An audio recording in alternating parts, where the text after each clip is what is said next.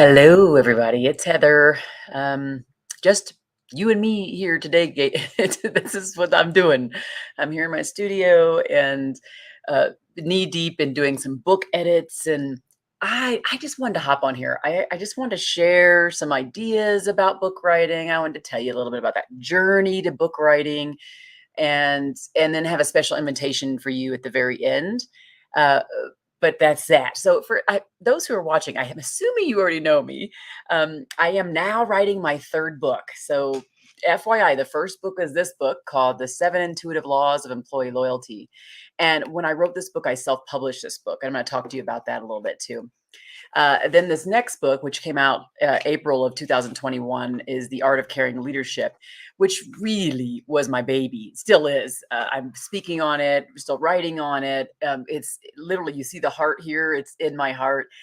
This was the last book. And then this next book is called The Art of Active Listening.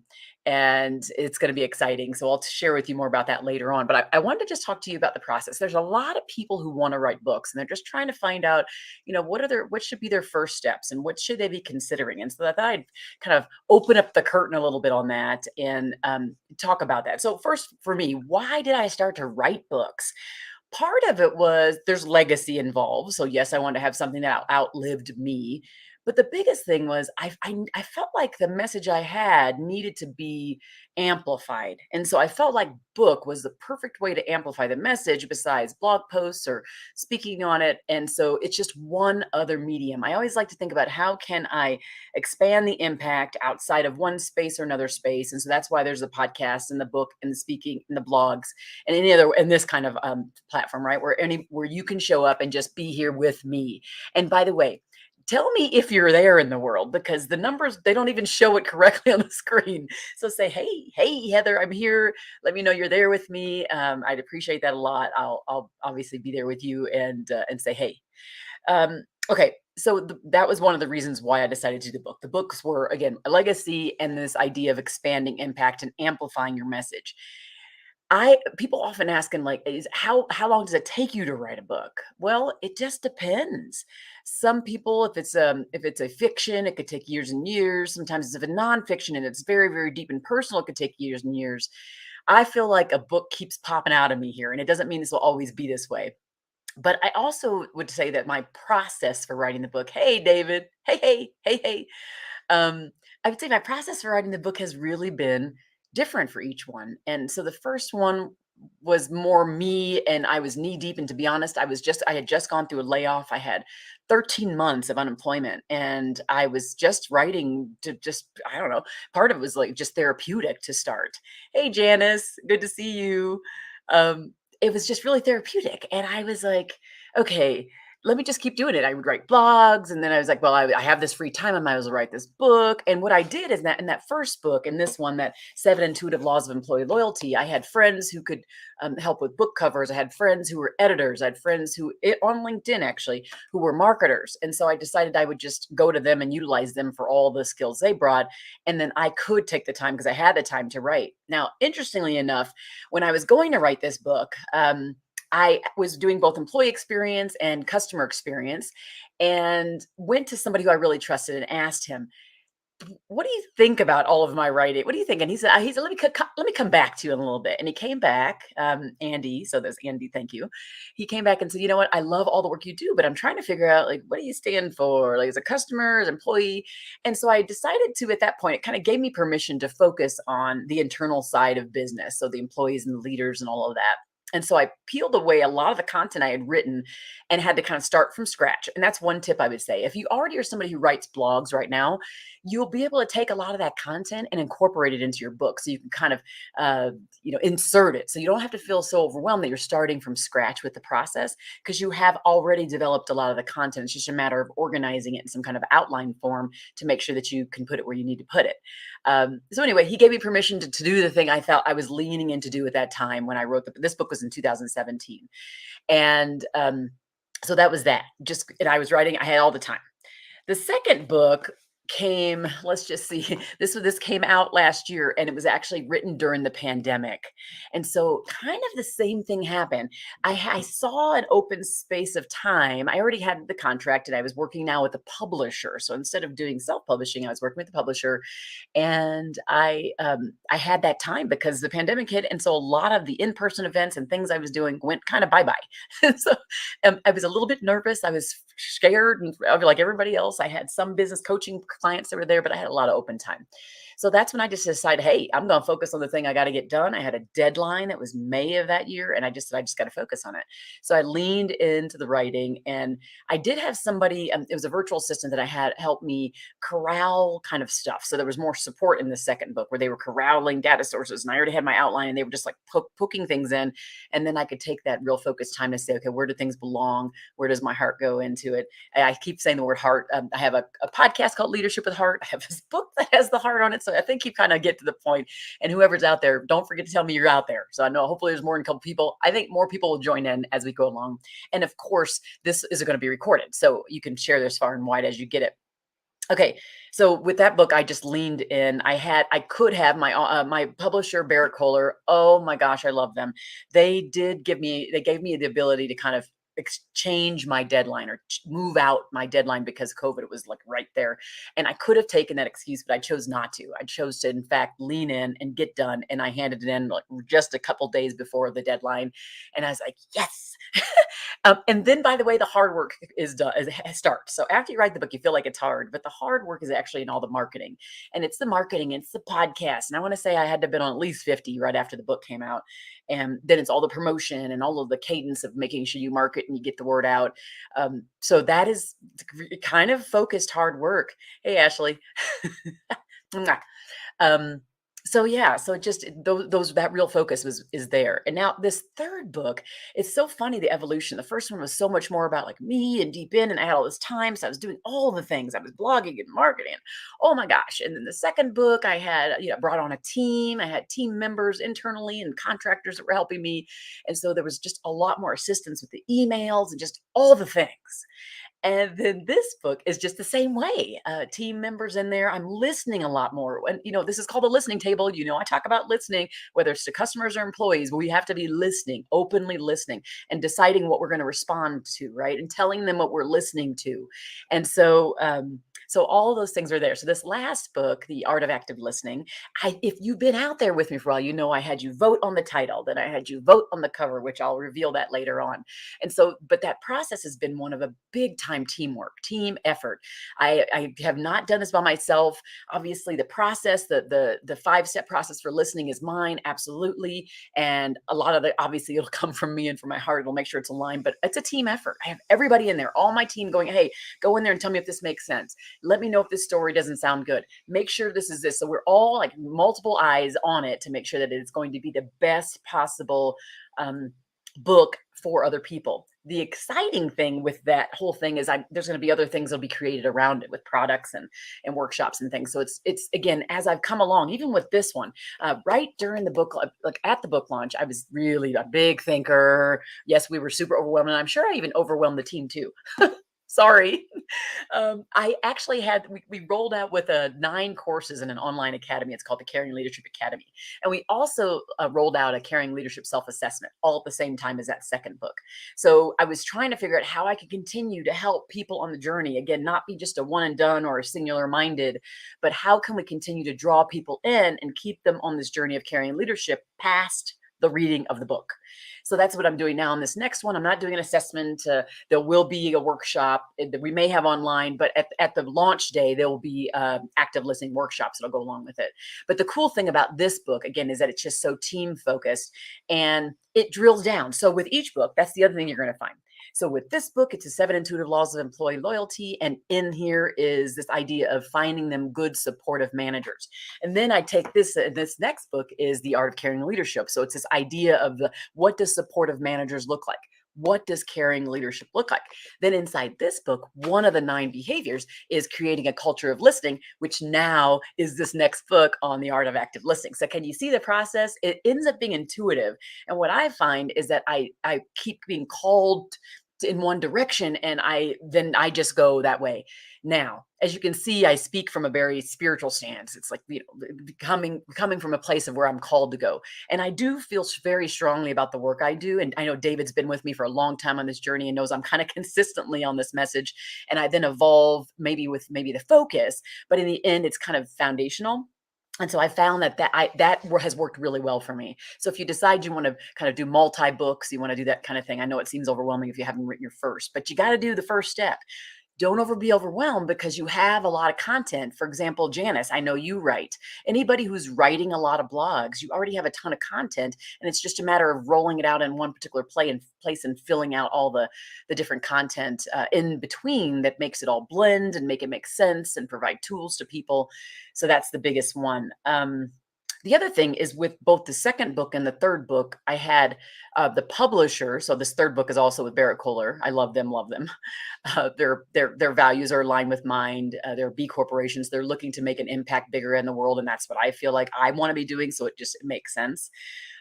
But they send it out to independent reviewers, people I won't know. I don't know. I can never take it personally because I don't know the people. They don't know me. So it's really kind of cool because then you're getting that non-interested third party person doesn't know you, and their feedback is amazing. So right now we're in the process of taking all of that.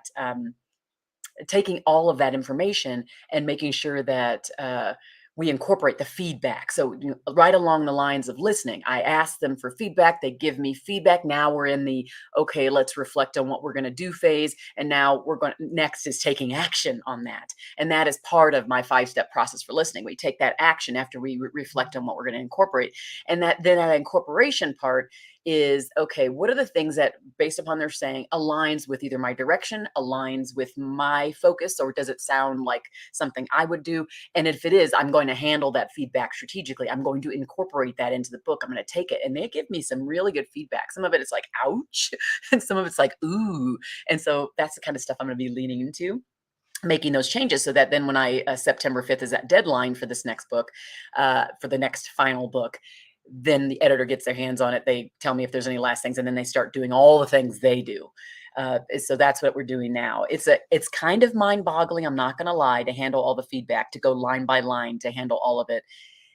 It requires a lot of focus. So I have to insert time on the calendar. The team is inserting things on the calendar. So that's the process. Here's one thing I would say also during this time, as you are thinking, if you are thinking, and if you're not thinking, you're just here to hear about Heather and how her crazy process is, that's great too. But if you're thinking about writing a book, I would say work really hard on anything that you're doing, not to compare yourself. That would be, it could be writing a book. Could be saying, I'm going to be putting together something at work. I'm going to be doing a workshop, whatever that thing is you're thinking about. I would say be careful on the comparison front, because we can fall kind of victim to feeling like we're just losers. My friend Melissa Hughes did a Tedx on that whole imposter syndrome, and it easily creeps up on us that we just feel like, oh my gosh, do I belong here? Oh my gosh, should I be doing this? Do I have anything important to say? Here's one thing I can share. Just recently, I went to this my second National Speaker Association meeting in Nashville. And at this meeting, it's a huge convention for all these professional speakers. And when I went my first year, imposter syndrome was on really, really, really big. And I was looking at people going, "Oh, I don't play the guitar. I don't do this thing. I can't do that thing." And I was can't, don't. And I was thinking kind of in a limiting way. And I was comparing myself way too much to these very brilliant, brilliant people. And I found it that in this last year of all the development that I've had personally, and different successes in some places I've fallen down, I realized that it doesn't serve me to compare myself to other people.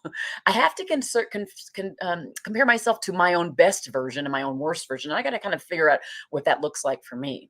So as I went to this last conference and I looked up on stage at all of my amazing colleagues who are so super gifted, this time I didn't sit there going, "Oh, I'm a loser. Oh, I don't have it." Oh, I sat there going, "Oh, Heather, just continue to lean into your giftedness. Continue to find out what that is for you, either through your writing, through your speaking, through your workshops, through whatever it is you do as your parent, as a parent. Lean into that giftedness. Don't try to be thinking about how you can be more like other people. And so the fun thing is, I left from that conference. I had to do a keynote for a great client in Memphis, and that was like a 3 hour drive. And I was a little nervous getting there, and I got there, and I tell you, I felt like right in that moment, and I think it was because I saw all those people and their brilliance on stage, that because it gave me permission to lean into to my greatness, I didn't compare myself to them.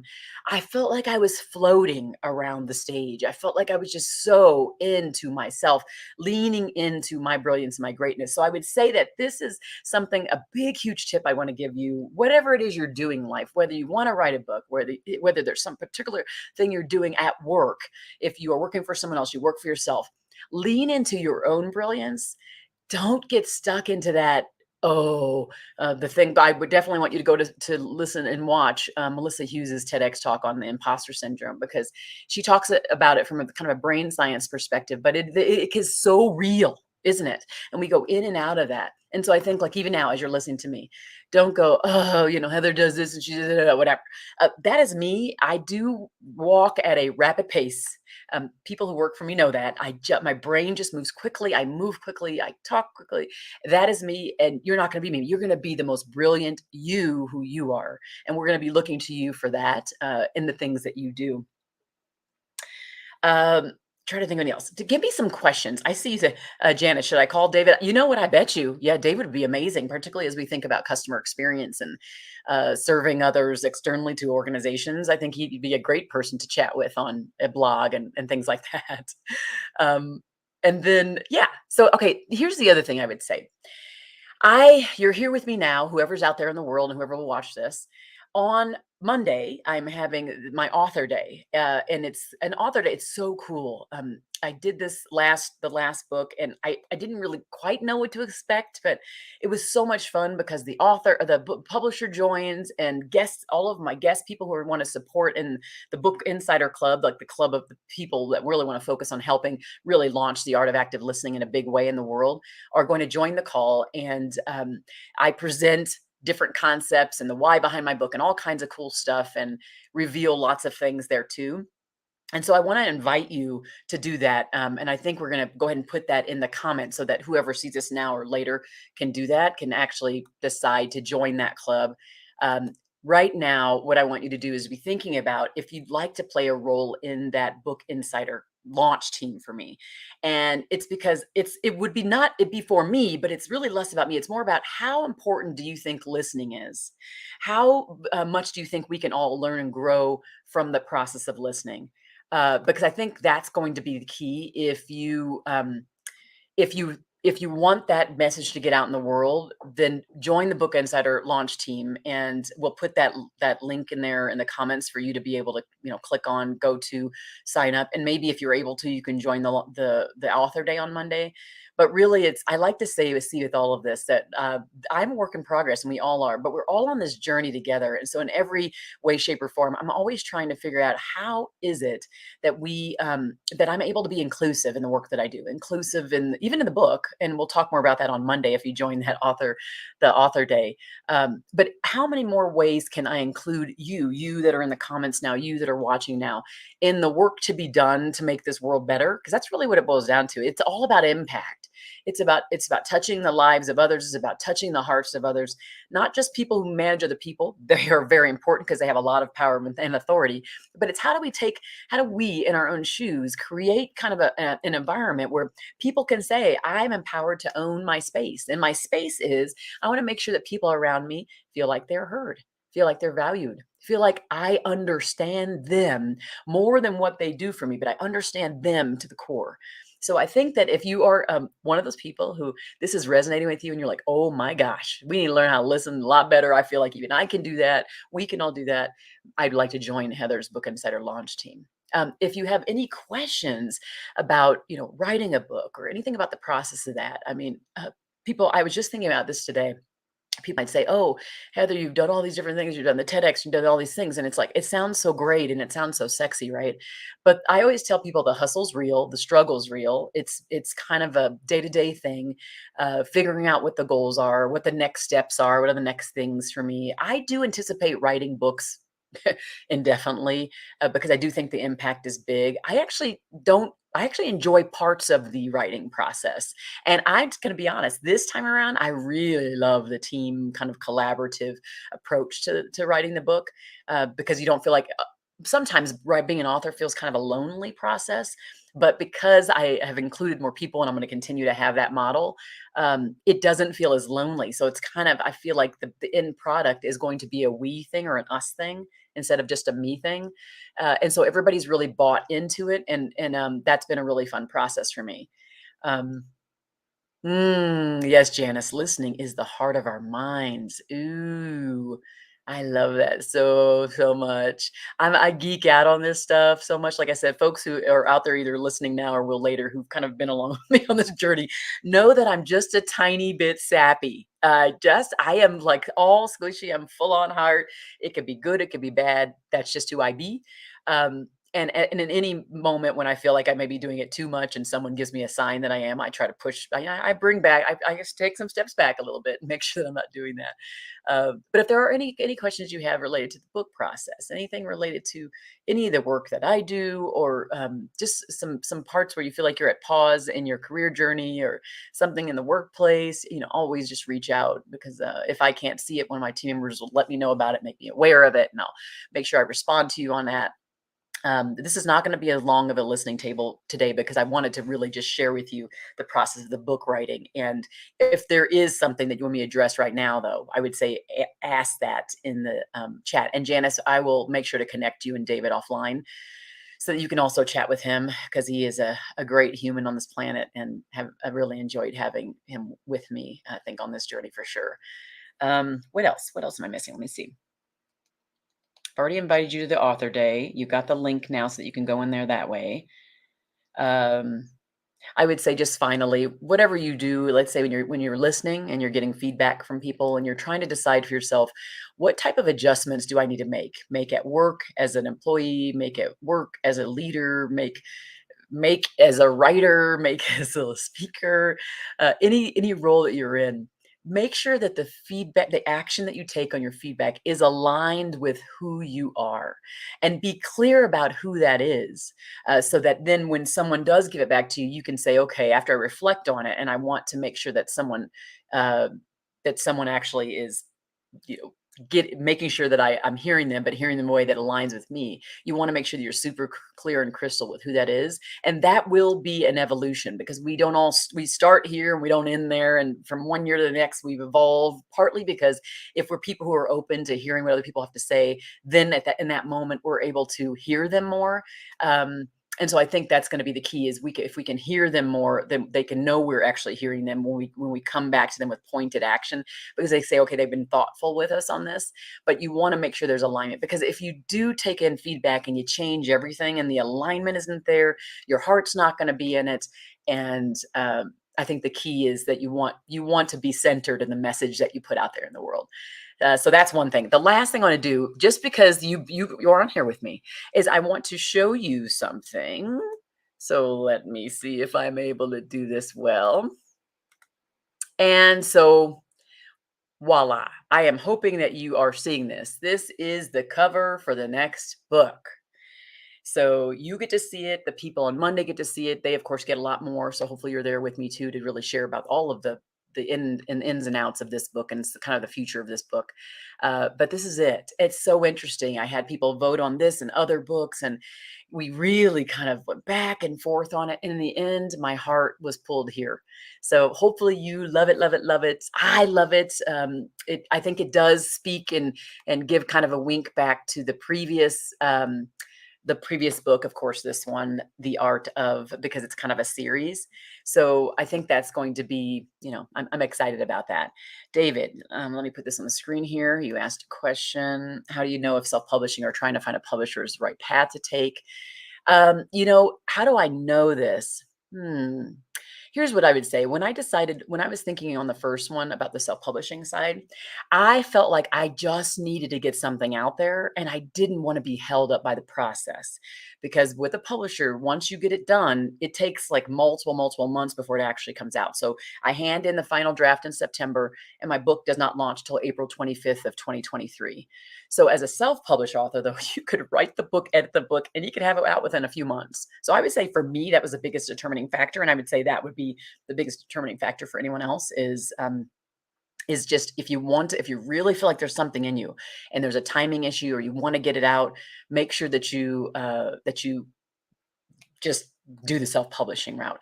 If you want to get it out, but you want to have more support around distribution, uh, and a little bit more amplification out there, then I would say a publisher is the right way to go. I am going to say this, that as an author, you do all the marketing, and they're very clear with that. And while there's some support here and there, you do all the marketing. My team knows this, and we are just consistent, and I am just hyper focused on consistently marketing all the time. And of course, we market so many different ways that we try not to be salesy at all with it. But in order to amplify, you got to have the messaging out there all the time. And again, if the book aligns with who you are, you embody the message, it's not hard to market because it's just who you are as the author. So people see your message and how you stand and how you walk. It makes it a lot easier. That's why I said make sure they need feedback, make sure that the final product is representative of your voice. So speed of getting it out and or assistance with distribution. So for example, this book, The Art of Caring Leadership, that I put out, that was, I think I want to say my publisher, I don't know, ordered maybe let's say 4,000 copies worldwide. And so they'd be automatically drop shipped before the date it was supposed to launch to these different countries too. And then, we sold outside of that. So we sold out that first round, and they would just keep kind of obviously putting it out there. So I think that was, the distribution network was big. I remember with the first book, this one, this 7 Intuitive Laws of Employee Loyalty. I remember on that one, oh gosh, I forgot what I was gonna say. Dang it. I forgot. It went in and out of my head. This is the human side, right? Hopefully it'll come back here to me soon. Um, the journey was like just, obviously, oh, I know what it was. It was doing Barnes and Noble. I was like, I want to do a book, have somebody come and do kind of a book launch there. I want to have people come and do signings and things. And the only reason I got into one of those is because I had a relationship with the Barnes and Noble close by. They always saw me in there because I have 4 kids, and they saw me in there with my kids when they were small. I was always in there for kind of reading times and things. And so I just went to the manager and asked them if they would let me do a like book signing and stuff there. And so I did that. With the second book, I did not really do that. We just chose different paths on that. And I'm not sure I'll do it on this third one either. It depends. It depends. We may do some to have some more local PR. But again, these are the things. I want to say here's the other thing. This book, the entire process of getting this book out cost me about $2,000. I'm talking about the book. I'm talking about paying for somebody to help me with marketing. I'm talking about the editing. I'm talking about the book cover. The entire process cost me about $2,000, which is cheap. Like I bet you most people are like, oh, that's not that bad. And that was a self-published book. Now, with the next book, of course, it didn't really cost me really anything on the second book except for any PR and all of those things that I decided to pay for. So it got more expensive because I chose to do more of that. With this next book, it's probably going to be around the same thing. And then preparing for the active listening workshops to launch kind of alongside of it for teams who want to utilize it. Some of that has cost me and will continue to cost me here and there, but it's worth it, right? It's the impact. Thank you, Janice, for the book reveal. I thought since you took the time to be here, you deserve to see it.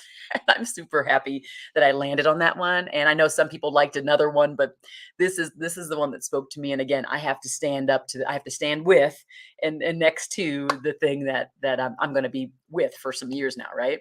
So that is that. Any other questions before we exit? I figured it'd be about a 30-minute type of a discussion today. I would say share this as this comes out on LinkedIn or on the YouTube channel. Share this with other people you think are interested in writing a book, and hopefully some of this process has helped. If there are any other detailed questions you want to ask them now in the comments. Otherwise, you can always just kind of message me or the team offline, and we'll make sure to answer those, because there's so many little detailed tactical things that I'm just not even thinking about. One thing I find is that we do take for granted the things, all the struggle that we go through. We almost forget it. It reminds me of having kids. If anybody out there's had kids or has bare, children, thinking about that is, there's all this stuff that's in between, and there's a pain, and they'll say, "Oh my gosh, isn't it funny how you forget about that?" You forget about it, and then you get to the next child, and you're like, "Shoot, that hurts again," and then you get again, and you're like, "I want to have another kid," and but wait a second, what happened there? So it's the same thing. I tell you, these are like babies, and every time you have them, you forget the little details that are in between. So there's a lot of fun. There's a lot of kind of pain, and but it is an exciting process to get to this point, to bear another child in the book writing world. There's more to come in me and my team to create more and more of these things that speak to the world. And we'll always try to make sure that we're listening very closely, listening deeply to what is needed out there, to make sure that we can connect more, that we really truly hear each other. We lean in deeply. So super excited. Yay! Thanks for joining. Just be great out in the world, lean in more, focus on others, and I'll see you soon. Thank you.